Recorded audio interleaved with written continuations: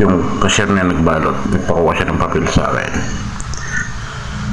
So binabalot naman talaga yun. Nakalimutan ko na kasi nga nagbibideo ako. So nakuha ko na yung siopaw mga lods. Pauwi na tayo sa amin yan.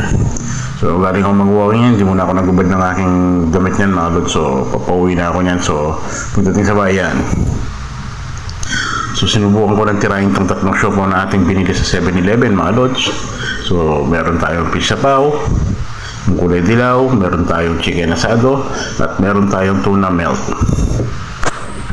So noon kasi mga lods, lagi ko lang binibili sa 7-Eleven mga lods ay yung bola-bola. Paborito ko yung bola-bola mga lods, lalo na yung bilog na bola, bilog na lamang na sa loob. So yun yung lagi kong binibili pag nagsi 7-Eleven ako.